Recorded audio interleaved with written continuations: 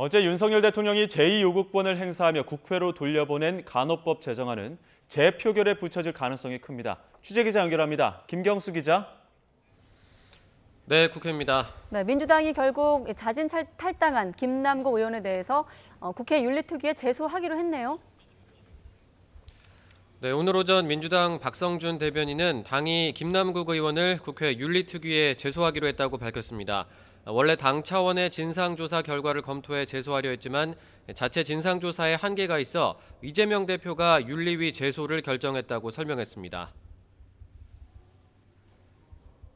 상임위 활동 시간에 코인 거래한 것은 김남국 의원이 인정했다. 공직자, 그러니까 국회의원의 공직자 윤리 규범을 엄중하게 준수해야 할 의미가 있는데 이에 대해서 책임을 물어서 엄중히 물어서 윤리 제소에 필요하다고 판단을 했다라는 말씀을 하셨습니다. 민주당은 자체 조사와 윤리 감찰도 사실상 종료됐다고 설명했는데 다만 오늘 결정이 국민의힘 제안과는 별개라고 선을 그었습니다. 국민의힘은 어제 여야 공동 징계안을 제안하며 민주당을 압박했는데 오늘은 김기현 대표가 이재명 대표를 향해 김남국 의원 제명을 선언하라며 압박 수위를 더욱 높였습니다. 민주당이 입장을 바꾸면서 국회 차원의 김남국 의원 징계 논의도 급물살을 탈 것으로 보이는데요.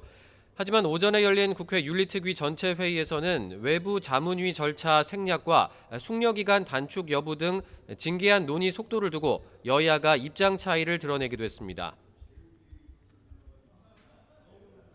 숙려기간 20일을 좀 최대한 줄여서 좀 그 회의를 빨리 열어서 안건 상정을 하고 이 김남국 의원 건에 대한 진행을 하자 이렇게 지금 제안을 해놓은 상태인데 절차를 지키고 그래서 다만 우리는 제가 아까 말씀드린 것처럼 절대 지체하지 않겠다.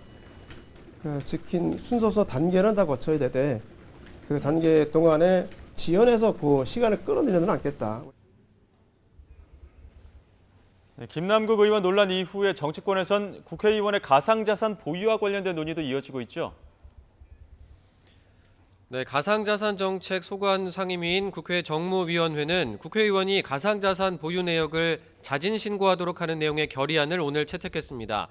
국회의원 전원이 인사혁신처에 가상자산 현황을 자진 신고하고 국민권익위원회가 거래나 보유 과정에 문제가 없는지 조사할 수 있도록 하는 게 골자입니다.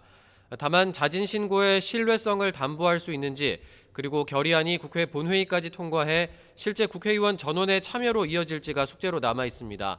앞서 민주당 이재명 대표는 국회의원 전수조사를 하자고 여당에 촉구했는데 국민의힘 지도부도 전수조사를 거부할 이유가 없다는 입장이라 향후 여야 논의에도 관심이 쏠립니다. 네, 그리고 이 부분도 공방 중인데 어제 윤 대통령이 제2요구권을 행사한 간호법 제정안 앞으로 어떻게 되는 겁니까?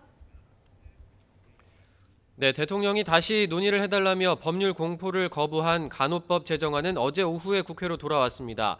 국민의힘은 의료 인력 간 갈등을 일으키는 간호법 제2요구는 타당하다면서 앞으로 당정이 간호 인력 처우 개선을 함께 논의하겠다는 입장입니다. 간호사들이 충분히 좋은 여건 하에서 일할 수 있도록 하는 것을 계속해 나갈 것입니다. 다만 지역사회 갈등을 부추기기 위해서 충분한 수거의도 없이 무작정 법을 밀어붙이는 민주당의 횡포에 대해서는 강력한 제지가 필요합니다. 반면 민주당은 윤 대통령이 거부권 행사로 사회 갈등을 증폭시키고 있다고 비판하면서 앞서 통과된 간호법 제정안을 그대로 다시 표결에 붙이겠다는 방침을 밝혔습니다.